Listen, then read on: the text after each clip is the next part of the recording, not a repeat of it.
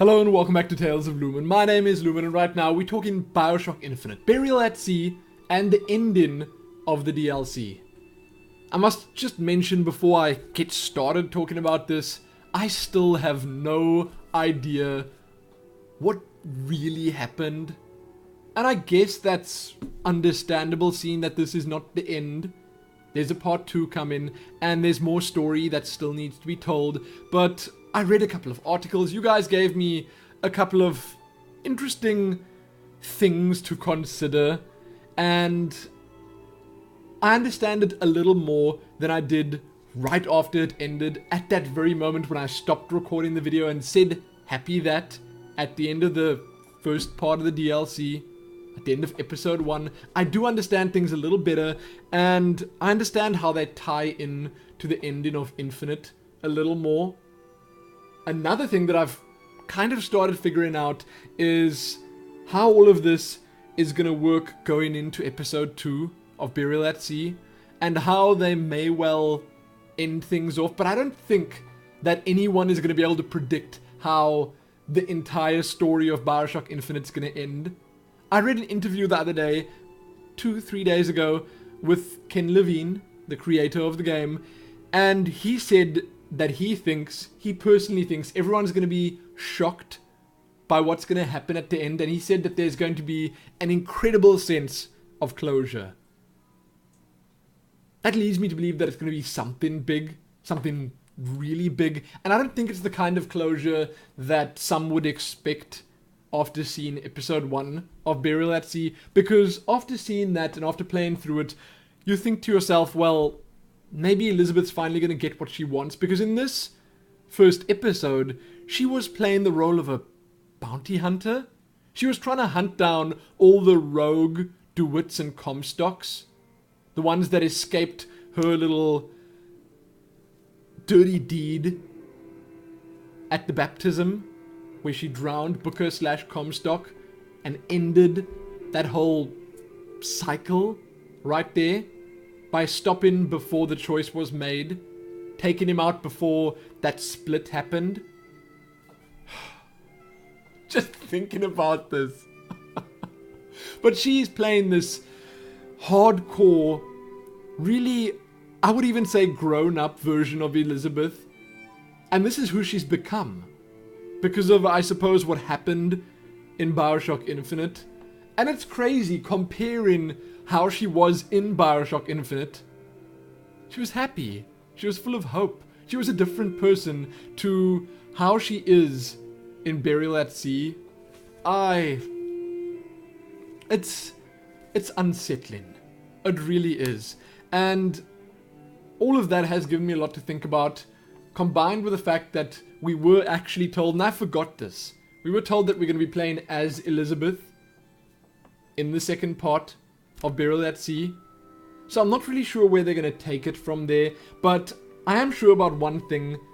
We haven't seen the last of Booker/Comstock.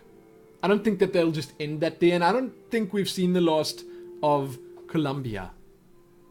I wouldn't be surprised if closer to the end of the final part of this DLC series, so closer to the end of episode 2, we are going to perhaps head back to Columbia, and this closure, I don't know if it's going to be a happy ending. I would love to see a happy ending. I would love to see forgiveness, but how? How would that even work out? What would happen with the Letesses? There are just so many things that I suppose they just on purpose left unresolved. But I would like to once again just hear from you guys what you thought about Burial at Sea and about the ending in it. So, Booker died. Or at least Booker was, well, pile-driven. I nearly said pile-driven, bore through by the Big Daddy. He was pretty wrecked. I don't see how anyone could actually physically survive that without some sort of miracle. Or perhaps without him becoming something like a Big Daddy. I don't know. Maybe there are ways to save him. But he dies at the end, and we are given this revelation that he's this final DeWitt, or final Comstock, because what happened was we were shown these three. So there was Booker that entered BioShock Infinite's Columbia, going after, well, the girl, and obviously Comstock as well.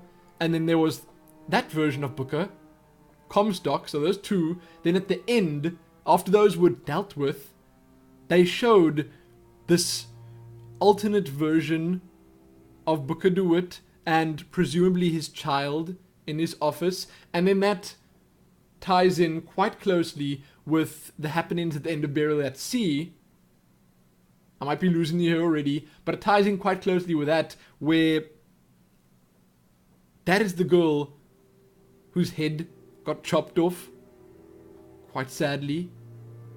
So that happened, and then he was grief-stricken, this third DeWitt that I was talking about now, and then he asked the Latesses to take him somewhere that he could just forget. That somewhere just happened to be Rapture. Then he opened up his little private investigation office, and we're at the start of Burial at Sea. I don't know, I might be wrong, but something like that. And it's cool that they explained all of that, but there's a lot more explaining that needs to happen, or at least there is a lot more story that needs to be told. I don't want to say there needs to be explaining, because they didn't really explain anything at the end of Burial at Sea, but they did make some things clear by just telling the story. So I'm keen to see it. Keen to see what they do. I'm also obviously super interested in hearing what you guys think about it, what your take is. And if you do have to list your thoughts, try and keep it brief so that everyone can just have a glance at it and see how many different versions there are of what people think happened at the end there. What people think could perhaps happen in episode 2.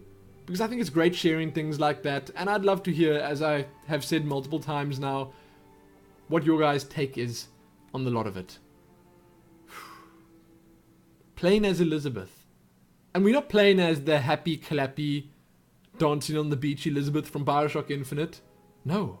We're playing as this hardcore, bounty hunting, Booker DeWitt slaying she-dragon. That's what we're going to play as. It's going to be interesting. And judging by the one wallpaper that they've revealed from the second part, the little sisters are going to be somehow involved. Maybe we're going to learn more about them. Maybe we're even going to see the fall of Rapture. And when that happens, that could perhaps be when we head back to Columbia. I don't know. There are just so many things to think about. And I feel like I'm the worst possible person to talk about all of this. So I'll leave it to you guys. I'll leave it to you. If you have any videos you want to link that perhaps explain everything in an easily understandable fashion, you could link those as well. Do it. Check back here tomorrow for another Tales of Lumin episode. It's not going to be quite as deep or intensive as this one. I'm rather sure of that. I'm not going to be discussing any more constants and variables because, man, it's tough. And the only reason that Elizabeth can do all of this is because she's like a Time Lord of sorts and she's got control over so many different things. I'm not going to get into any more of this. I'm done. Check back here soon for more. Give it a like, share it, and do all that other good stuff. Let me know what you think. Most importantly, though, happy waiting for part 2 or episode 2 of Burial at Sea. And happy hoping it doesn't take 6 months to get here. Happy that.